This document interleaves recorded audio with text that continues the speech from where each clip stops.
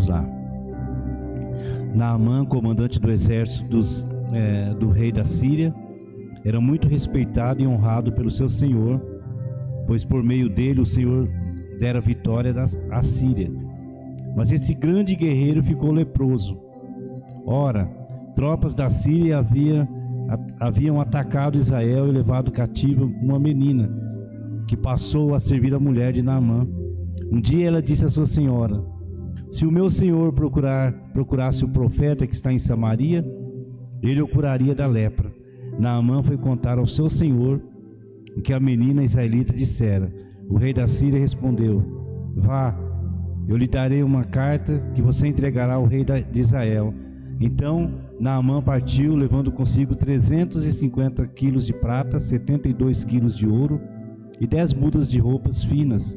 A carta que levou ao rei de Israel dizia: junto com essa carta estou te enviando o meu oficial Naamã, para que o cures da lepra. Assim que o rei de Israel leu a carta, rasgou as vestes e disse: por acaso sou Deus capaz de conceder vida ou morte?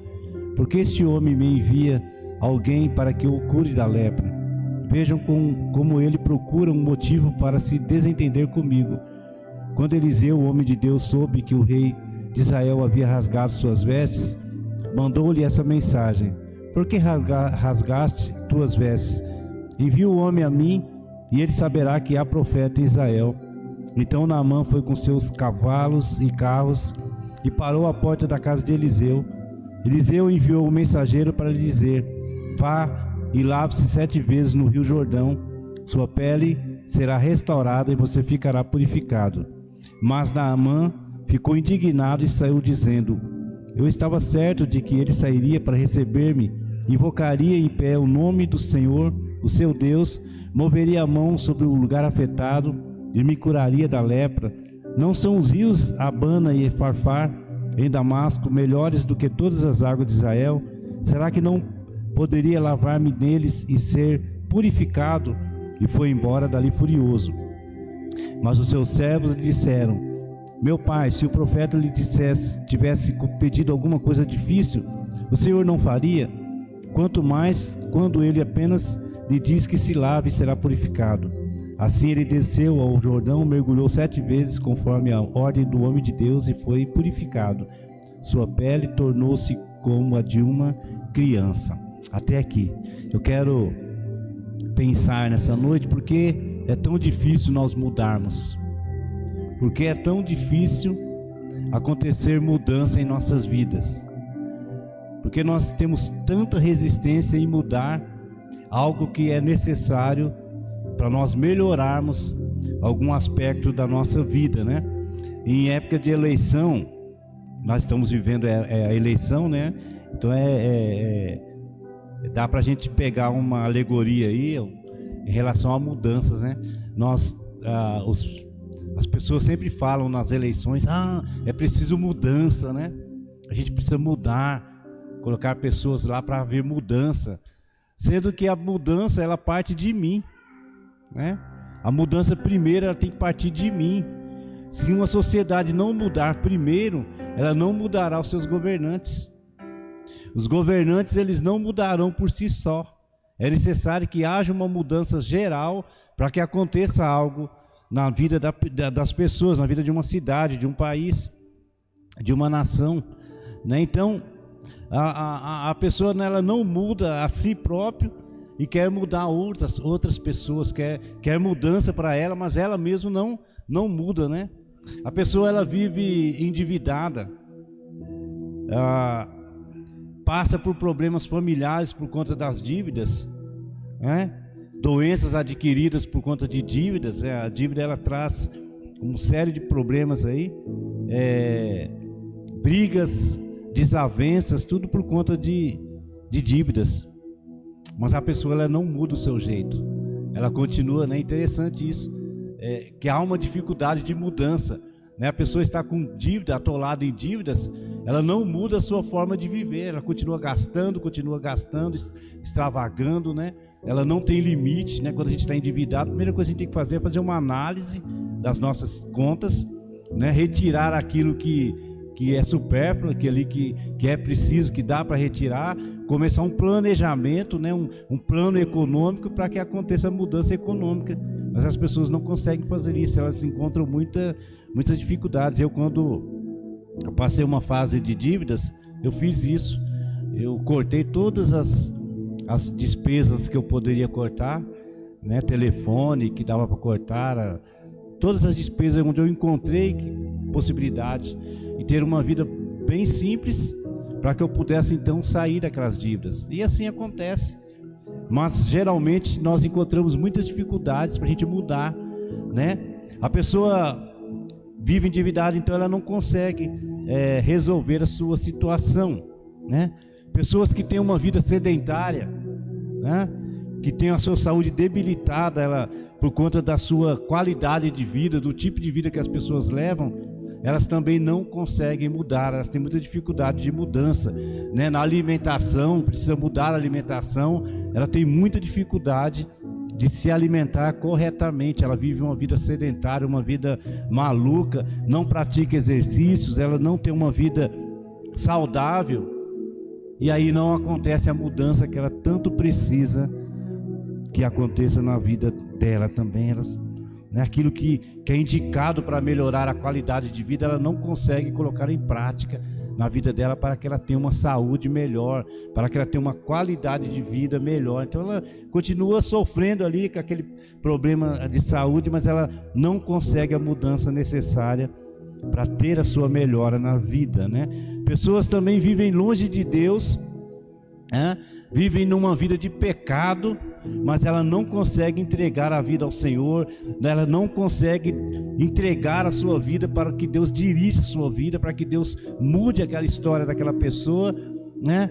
Para que toda a família, para que haja mudança em toda a família, porque quando uma pessoa entrega a vida realmente para o Senhor, há uma mudança geral, primeiro na pessoa e consequentemente na família da pessoa, consequentemente na sociedade, na cidade onde ela está, no país onde ela está.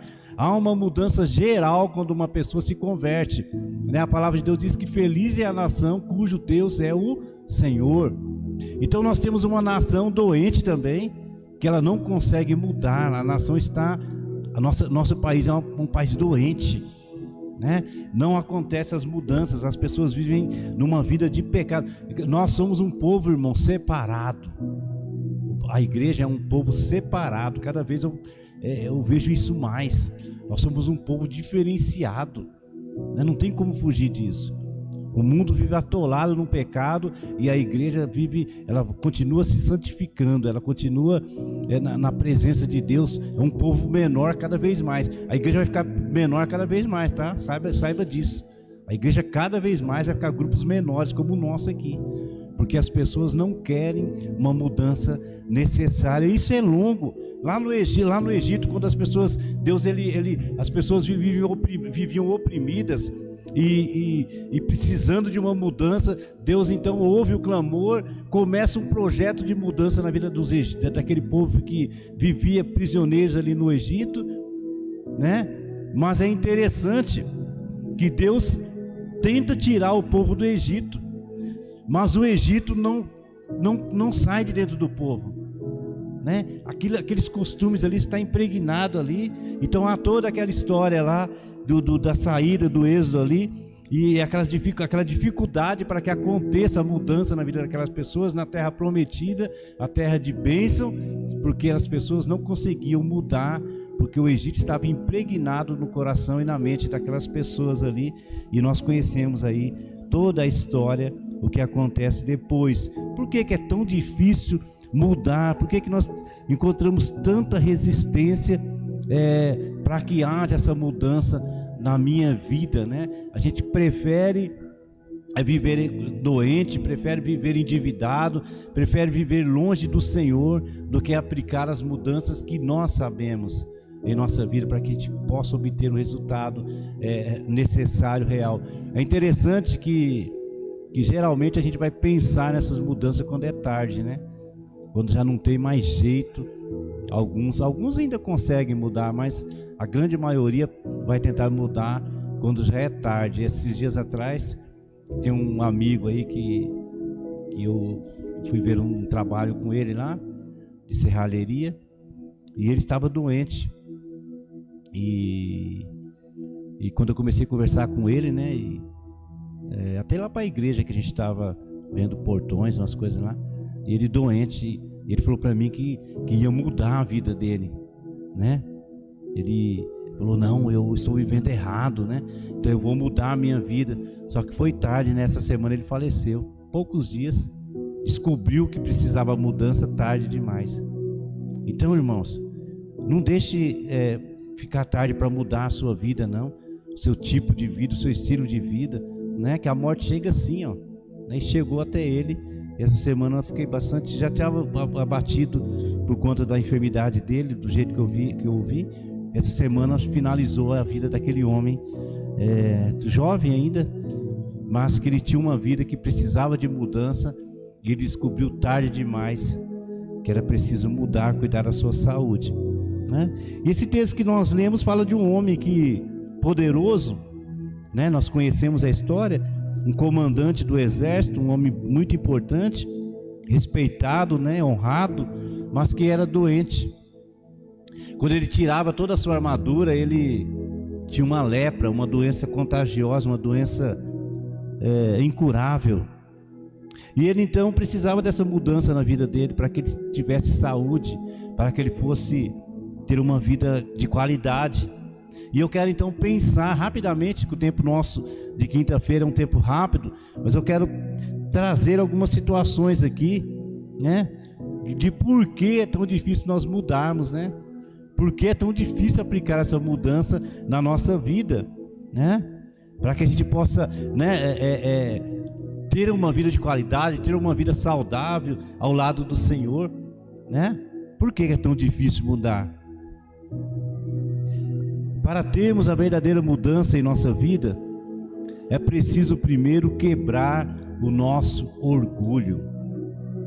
Versículo 5 e 6, vejam só o que o texto nos diz. Versículo 5: o rei da Síria respondeu: vá, eu lhe darei uma carta que você entregará ao rei de Israel. Então Naamã partiu, levando consigo 350 quilos de prata, 72 quilos de ouro e 10 mudas de roupas finas.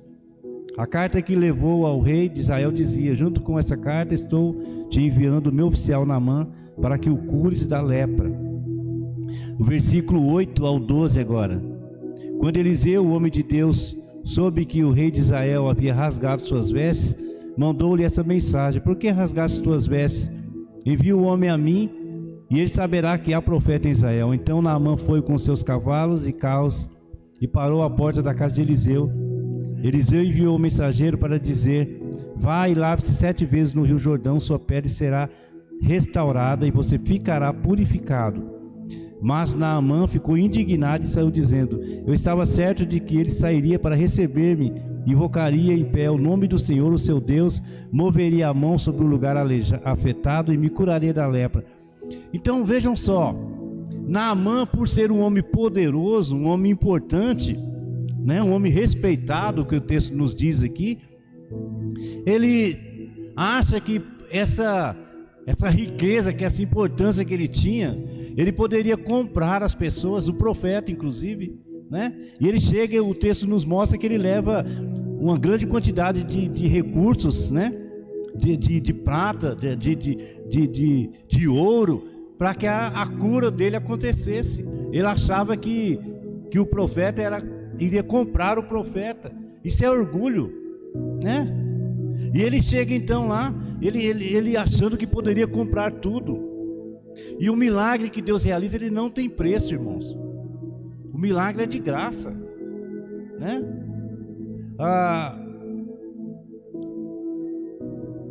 Lá em Tiago capítulo 4, deixa eu abrir aqui. Tiago 4.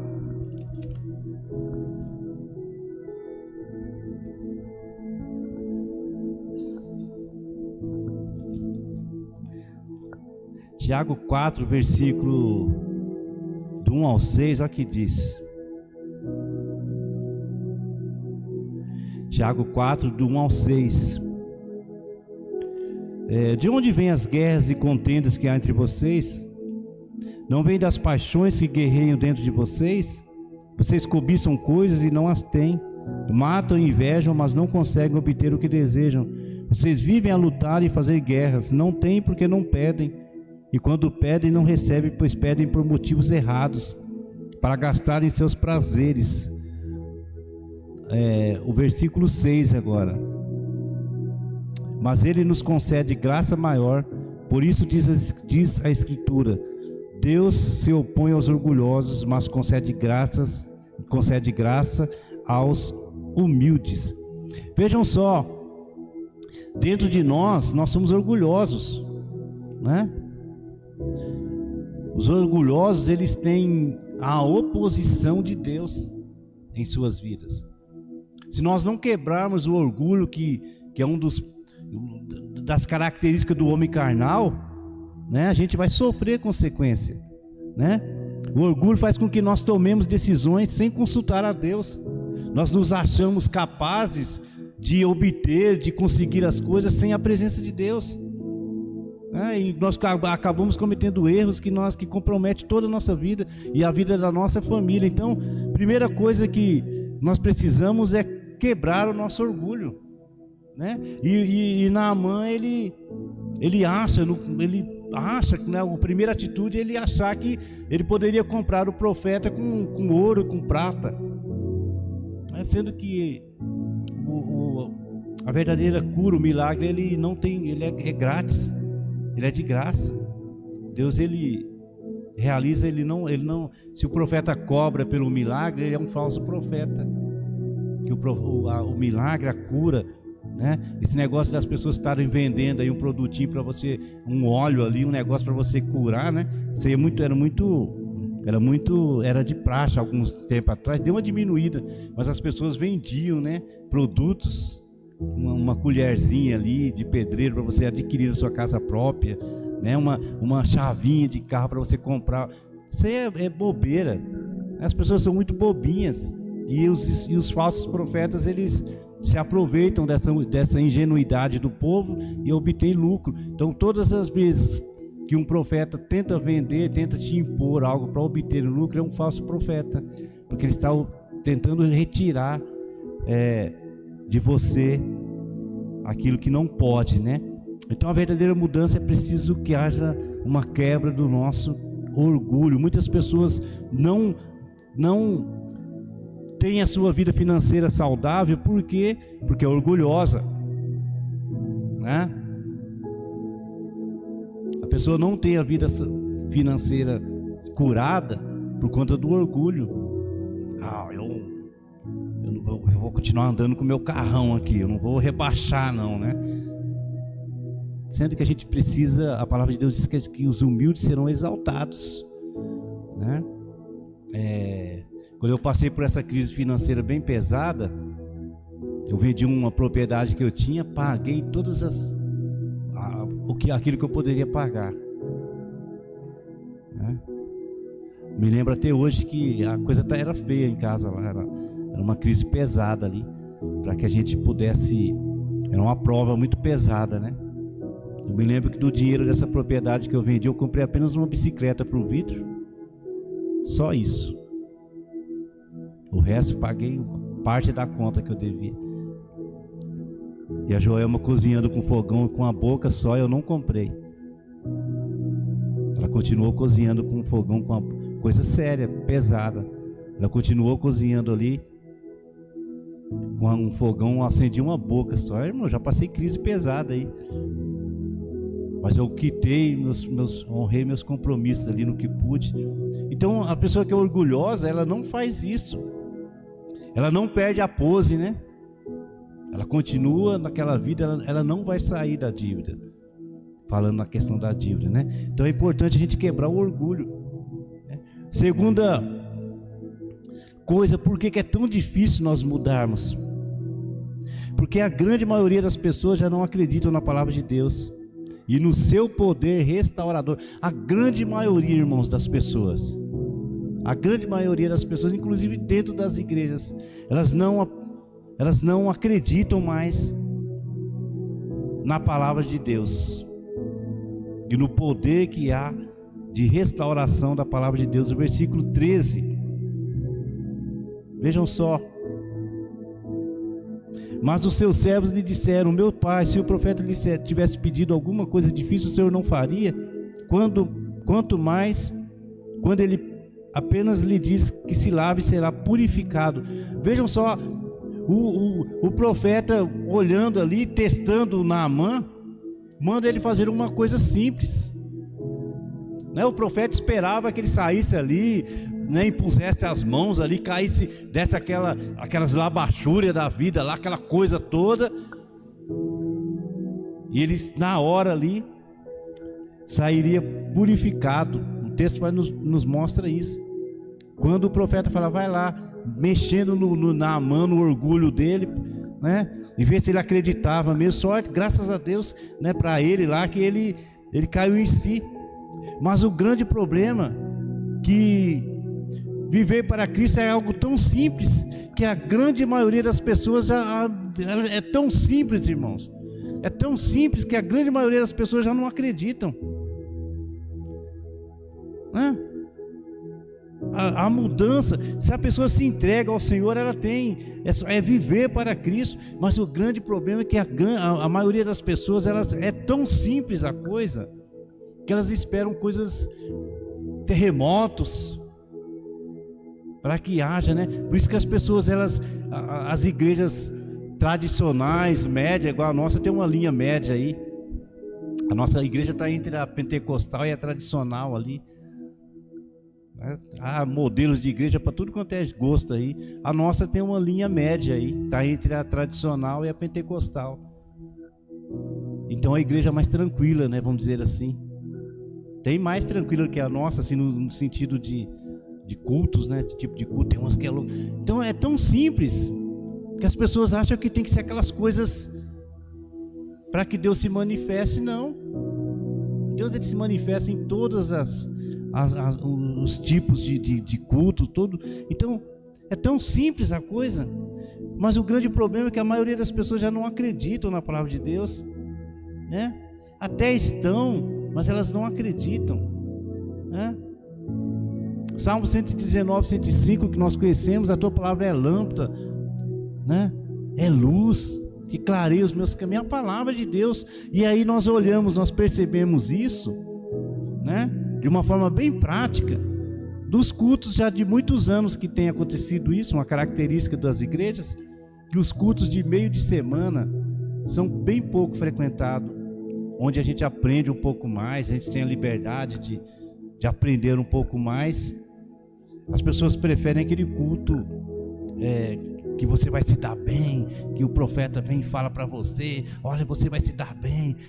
Então é tão simples, se você apenas colocar em prática a palavra de Deus na sua vida, simples assim, que acontece, né? A tua palavra é lâmpada para os meus pés e luz que clareia os meus caminhos. Quando nós vivemos, quando nós aplicamos a palavra de Deus em nossa vida, nós mudamos. A mudança é impossível ela não acontecer, né? Às vezes vai quebrar tudinho o vaso para refazer novamente o que é necessário. A palavra de Deus, ela é uma espada, né? Que ela vai penetrar. A palavra de Deus diz que ela é uma espada, que ela vai penetrar corpo e alma, vai penetrar alma e espírito, para que haja uma mudança. O grande problema é que as pessoas adoram a maquiagem, né? Faz aquela maquiagem, aí quando sai da porta, a mesma coisa continua, não acontece mudança nenhuma. Então é preciso aplicar a palavra de Deus em nossa vida, acreditar fielmente na palavra de Deus, crer na palavra. A palavra falou, não tem conversa.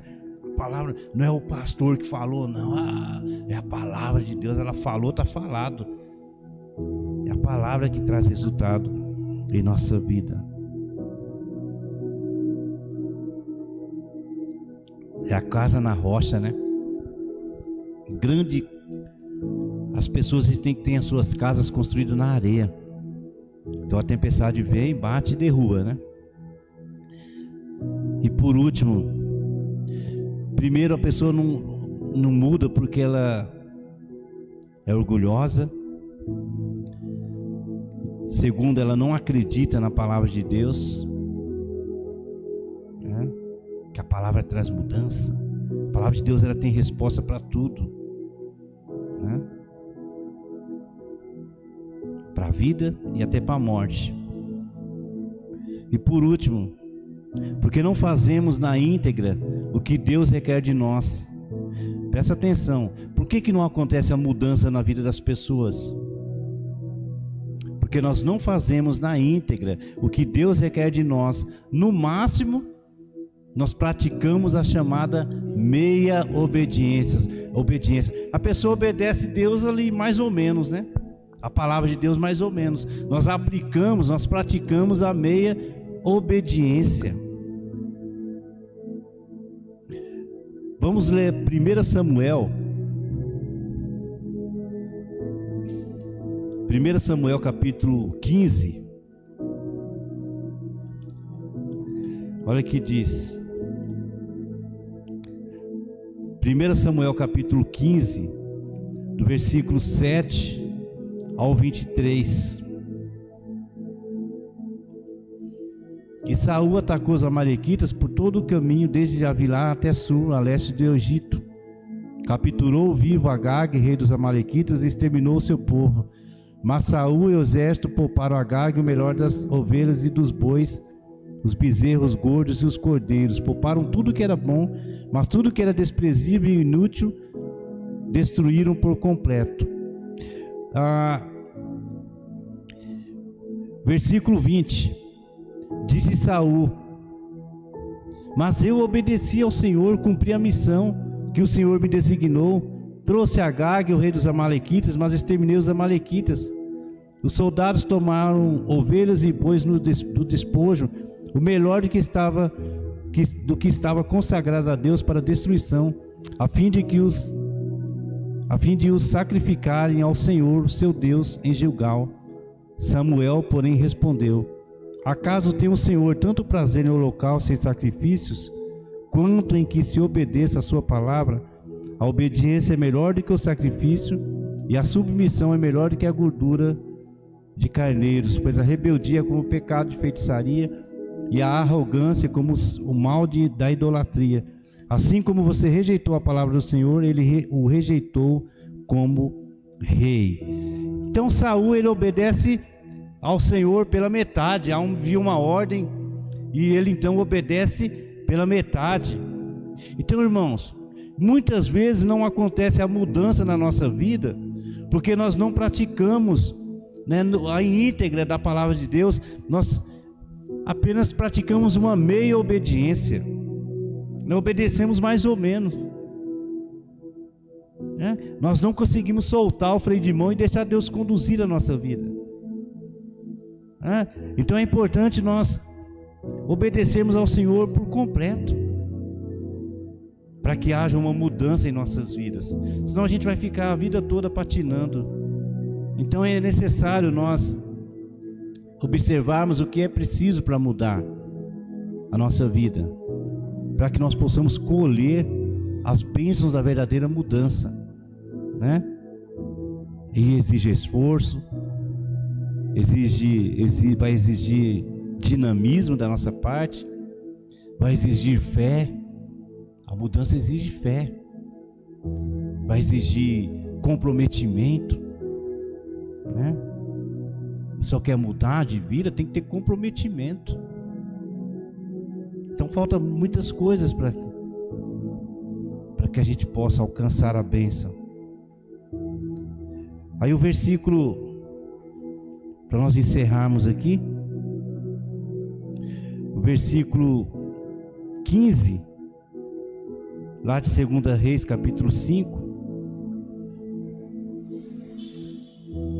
Olha só. Então Naamã e toda a sua comitiva voltaram a casa. Versículo 14 antes.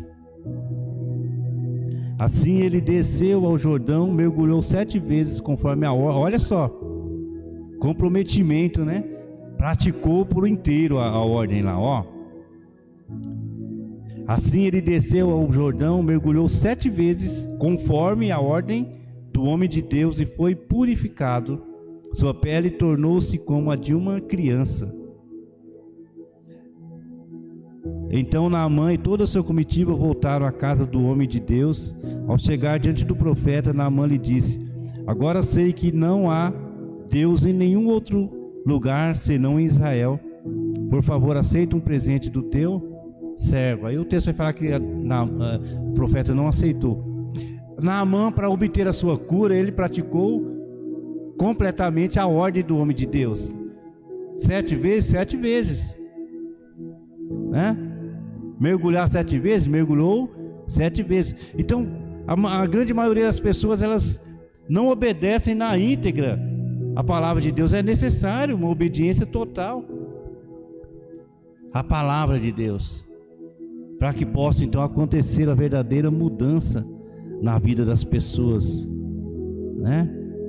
Os homens de Deus, irmãos, os verdadeiros homens de Deus, eu me incluo nessa lista, eles são escolhidos por Deus para orientar o povo. Nós não aceitamos o chamado de Deus porque a gente não tem o que fazer na vida. Os pastores verdadeiros, há falsos pastores também, já é fato. Mas os pastores verdadeiros, homens normais, mas chamados por Deus para orientar o povo de Deus. Por isso que nós aqui da nossa igreja, mesmo pequena, nós exigimos uma formação adequada para que a pessoa possa orientar alguém. Então, é necessário um preparo, é necessário uma vida, é necessário uma experiência, né? E os homens de Deus são para isso, ensinar a palavra de Deus, né? Lá em Timóteo diz que tem que ser apto na palavra, para que possa orientar, né? E nós, quando recebemos, né? Eu me incluo também. Quando há outros que pregam a palavra de Deus aqui, eu fico observando. Quando a palavra fala comigo, eu procuro colocar em prática, para que eu possa obter o resultado necessário, né? Então é necessário isso. Naamã fez o que o profeta ordenou e foi curado, mudando totalmente a sua vida. Jamais permita que o orgulho faça parte da sua vida. Se tem orgulho aí, pastor, minha vida está toda enrolada financeiramente, quebra o orgulho ali, vai, observa ali, né? Aí faz a mudança. Tem pessoas doentes, irmãos, emocionalmente, espiritualmente, fisicamente, mas elas relutam em fazer a mudança necessária, aí ficam vivendo ali doentes até o fim. Então não deixe que o orgulho faça parte da sua vida. Creia na palavra de Deus e aplique na sua vida. Creia, a palavra falou, creia. É tão bom isso. Ela não acontece nada contrário. Mesmo se a sua vida der uma reviravolta, é para o seu bem. Obedeça totalmente ao Senhor e assim a verdadeira mudança ocorrerá na sua vida. Obedeça ao Senhor. Não procure atalhos. Obedeça totalmente ali. Na área da construção, que é a minha área,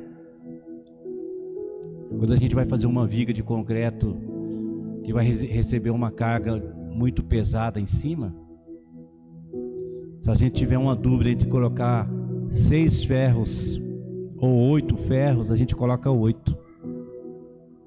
Nunca a gente trabalha na dúvida. E a palavra de Deus é da mesma forma. Se a palavra falou ao seu coração, olha, tem que ir por aqui, né? A palavra lá em Josué diz: não desvie nem para a direita nem para a esquerda, vai.